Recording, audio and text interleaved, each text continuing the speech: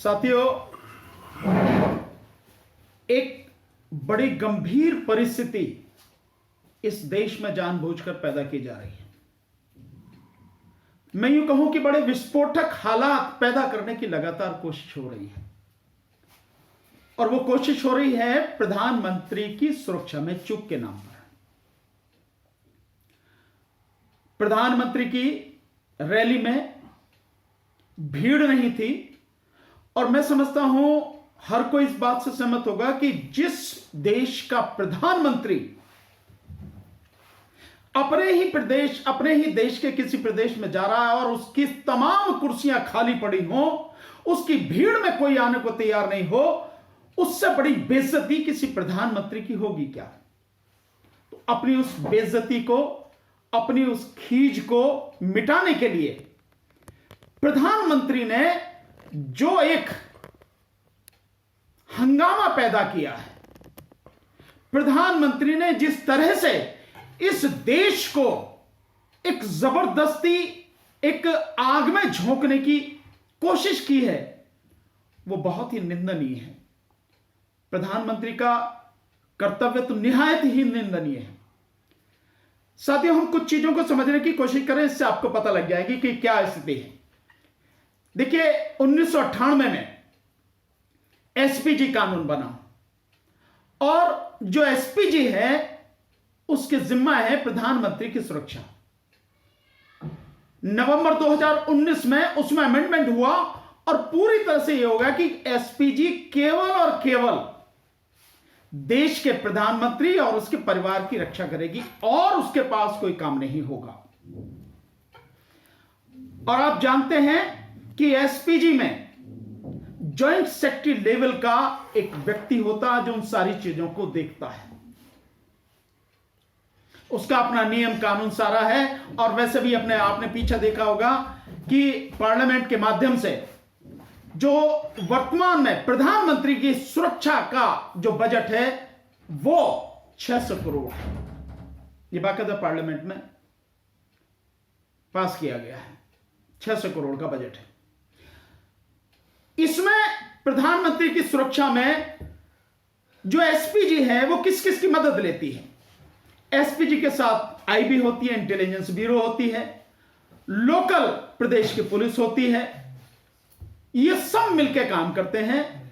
मौसम विभाग से जानकारी ली जाती है कि मौसम ठीक है नहीं है, वो सारी चीजें होती हैं, और बहुत ही सिस्टमेटिक ढंग से ये सारी चीजें होती हैं।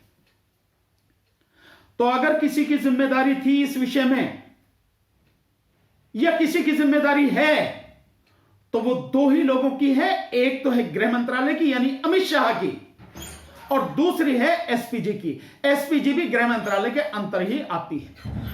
तो ये जो चीजें हुई हैं, अगर कोई जिम्मेदार है तो गृह मंत्रालय और एसपीजी, लेकिन जबरदस्ती एक प्रदेश को निशाना बनाया जा रहा है।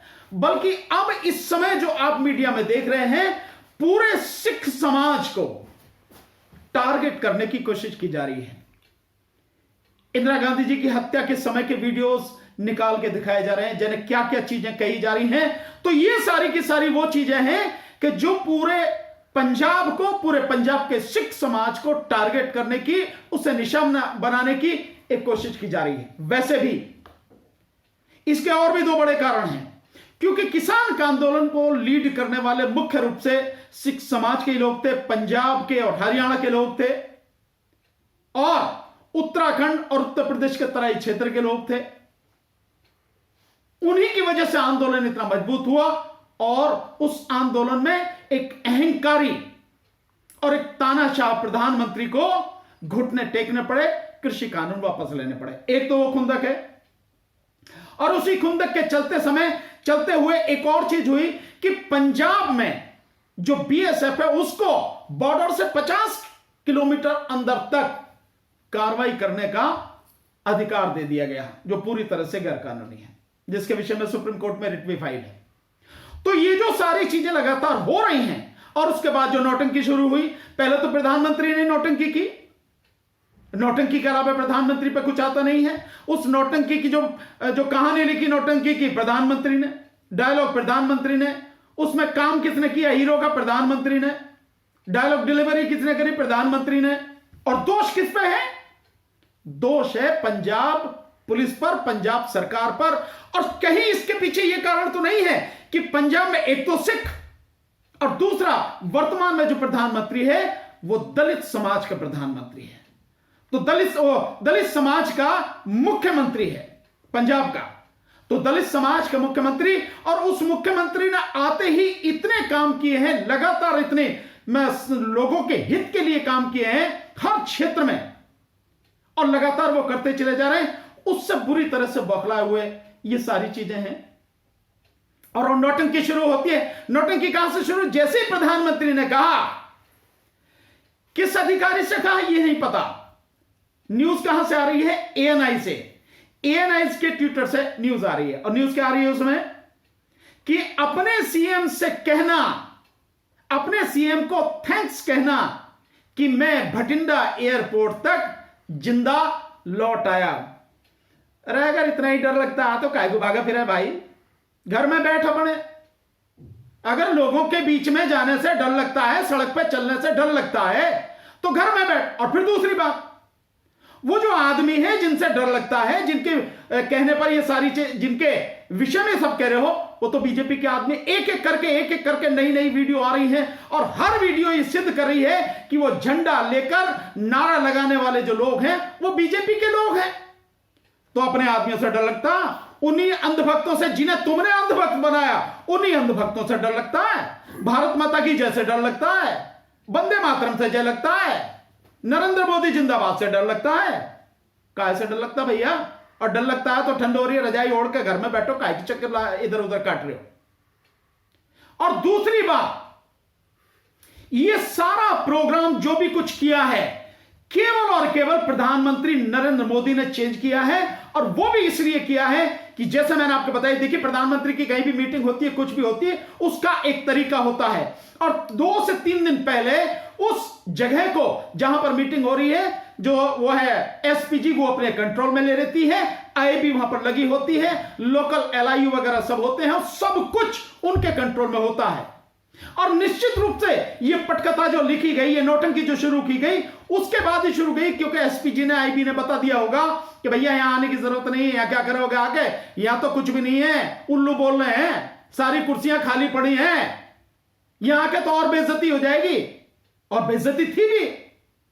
इसी से पता लगता है कि किसान आंदोलन के बाद इस देश का किसान, मजदूर, आम आदमी, जिस तरह से महंगाई बढ़ रही, जिस तरह से पेट्रोल डीजल के दाम बढ़े, जिस तरह से गैस पे दाम बढ़े, जिस तरह से दवाइयों के दाम बढ़े, जिस तरह से कोरोना काल में लोग मरे, सारी चीजें उनकी वजह से देश की जनता बहुत गुस्से में है, सबको मालूम है।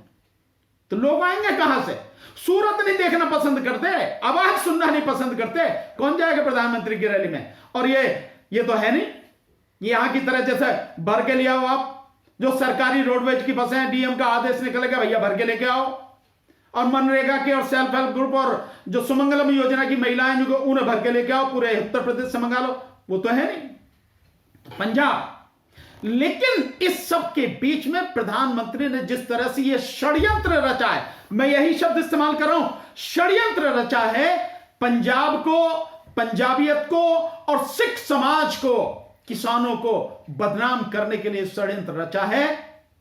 इस षड्यंत्र को आप इस तरह से देख सकते हैं कि मीडिया क्या चला रहा है आज की तारीख में। वो आतंकवादी, खालिस्तानी, वही बता रहा है वो सारी चीजें, फिर से उन सिखों को, उन किसानों को वही सब बताने की कोशिश कर रहा है मीडिया। और नौटंकी देखिए आप, जो मुख्यमंत्री है, मध्य प्रदेश के मुख्यमंत्री, असम के मुख्यमंत्री, जिन कहां कहां वो करते फिर रहे हैं, जो महामृत्युंजय के जाप। अबे महामृत्युंजय के जाप सही है, अगर जो सबकी सुरक्षा हो जाती है तो एक कैसेट में भर लो और कैसेट प्रधानमंत्री की गाड़ी पे लगा दो, ज्यादा और दूर दूर तक उसकी आवाज पहुंच जाए तो लाउड स्पीकर लगा दो, ताकि सब जगह जो महामृत्युंजय की जो आवाज जाती रहे, भैया ये महामृत्युंजय चल रहा है, यहां मत जाना, मौत नहीं जाएगी वहां। ये जो नौटंकी की जा रही है, इसके बजाय जमीन पे काम करते तो शायद जनता सम्मान देती, मान देती, सुनती, मीटिंगों में आती। एक तरफ ये प्रधानमंत्री है और फिर इसी प्रधानमंत्री की और भी कई चीजें आप जरा सुने। जब पूरी तरह से आप रैलियां करते हो, आप क्या निकालते हैं, रोड शो निकालते हो, उसमें कितने लोग होते हैं, तब तुम्हारी जान को सुरक्षा, जब तुम्हारी सुरक्षा में चूक नहीं होती है। जब तुम अपनी मर्जी से रास्ते में आते हुए लाहौर में बिरयानी खाने रुक जाते हो पाकिस्तान में, जिस पाकिस्तान को तुम दुश्मन कहते हो अपना, तुम और तुम्हारी बीजेपी और तुम्हारे आरएसएस और तुम्हारे जितने भी संगठन हैं, उस पाकिस्तान को दुश्मन कहते थकते नहीं है, उसी में बीच में बिरयानी खाने रास्ते में उतर जाते हो, तब तुम्हारी जान को खतरा नहीं, अपने लोगों के बीच में खतरा है। और वो भी तुम्हारी अपनी ही पार्टी के लोग हैं जिनकी सारी वीडियो आ रही, उनसे खतरा है। यह खतरा प्रधानमंत्री की सुरक्षा में चूक क्या उस दिन नहीं होती जिस दिन बनारस में वो लड़कियां यौन शोषण के विरोध में बनारस यूनिवर्सिटी की प्रदर्शन कर रही थी, और जब उनको हटाने के लिए पुलिस गई, उन्होंने वहां हटने से मना कर दिया, प्रधानमंत्री को उसी रास्ते से गुजरना था, तब नहीं थी।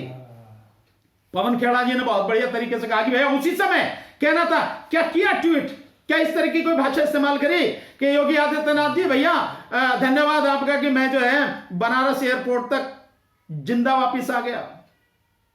और भी इसके अलावा एक उदाहरण नहीं, कितने आप देखिए कि यहां पे दिल्ली में नोएडा से दिल्ली एक मेट्रो जो यहां के अपने नोएडा का बॉटनी गार्डन है, वहां से दिल्ली के लिए जो मेजेंटा लाइन है वो चलनी थी, उसमें प्रधानमंत्री का काफिला, यहीं की पुलिस जिसमें एक एसआई और एक हेड कांस्टेबल वो सस्पेंड हुआ, वो लीड कर रहे थे, और उस रास्ते से, जिस रास्ते पे जाना था उससे बिल्कुल अलग रास्ते पर जाना था, जो अमेठी यूनिवर्सिटी का कंपाउंड है, वहां पे मीटिंग होनी थी, वहां की बजाय ग्रेटर नोएडा की तरफ लेके चले गए। उस समय नहीं समझ में आया, उस समय सुरक्षा नहीं थी, तब भी लिखना चाहिए था योगी आदित्यनाथ को कि भैया मैं जिंदा आ गया, धन्यवाद। उनको कहना चाहिए था अधिकारियों को, भाई अपने सीएम को, योगी आदित्यनाथ को कहना कि मैं जिंदा वापिस आ गया यहां तक, दिल्ली तक। ये जो सारी चीजें हैं, तो एक तरफ प्रधानमंत्री की ये नौटंकी है, और अब तो बहुत सी वीडियोज आ रही हैं, बनारस में चलने की वीडियो, मेरठ में चलने की वीडियो, जिसमें प्रधानमंत्री गाड़ी में बैठे यूं हाथ हिलाते जा रहे हैं। उस समय सुरक्षा में चूक नहीं थी, कहा क्या, लेकिन नहीं, पंजाब को कहना है, सिखों को टारगेट करना है। इस देश में सिखों ने इस देश को बचाने के लिए जितनी कुर्बानियां दी हैं, इतनी किसी ने नहीं दी, और आज भी वो कुर्बानियां दे रहे हैं, लगातार पीछे नहीं हट रहे हैं। उन सिख लोगों से पूछो, उन सिखों से पूछो जिनके पार्थिव शरीर देश को शहादत देने के बाद उनके घर आते हैं। कभी उनके घर जाके देखा प्रधानमंत्री ने? कभी भी पूछा उनके परिवार के लोग कैसे हैं?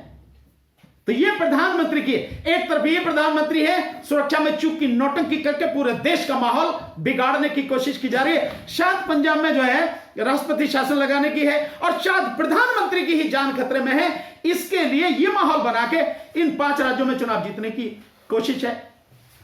प्रधानमंत्री की जान खतरे में कुछ नहीं है, इस देश की सुरक्षा खतरे में है, इस देश के लोगों की जिंदगी खतरे में है, इस देश की इज्जत खतरे में है, जिसे इस देश के वर्तमान प्रधानमंत्री नरेंद्र मोदी हर पल झूठ बोलकर पूरी दुनिया में उस इज्जत को बेइज्जती कर रहे हैं, लगातार देश की इज्जत को तार तार कर रहे हैं, बदनाम कर रहे हैं।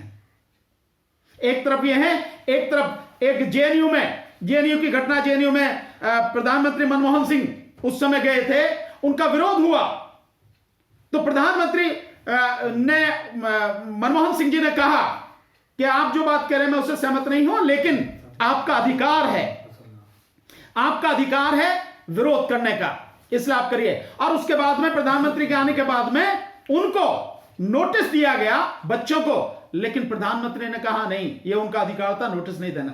और इससे भी पहले प्रधानमंत्री जवाहरलाल नेहरू 1955 में पटना गए, और पटना में जब उनका विरोध किया गया, विरोध करने में एक सैयद साहबुद्दीन करके एक व्यक्ति थे, वो लीड कर रहे थे, उन्होंने विरोध किया। 2 साल बाद वो आईएएस में उनकी 2nd पोजीशन आई, लेकिन उनके खिलाफ एफआईआर थी प्रधानमंत्री को काले झंडे दिखाने की, इसलिए उनका सिलेक्शन नहीं किया गया। जैसे ही प्रधानमंत्री जवाहरलाल जी को यह बात पता लगी, जवाहरलाल नेहरू जी को, वो उन्होंने कहा कि यह गलत बात है, उनका वो अधिकार था, और अपने अधिकार का उन्होंने प्रयोग किया।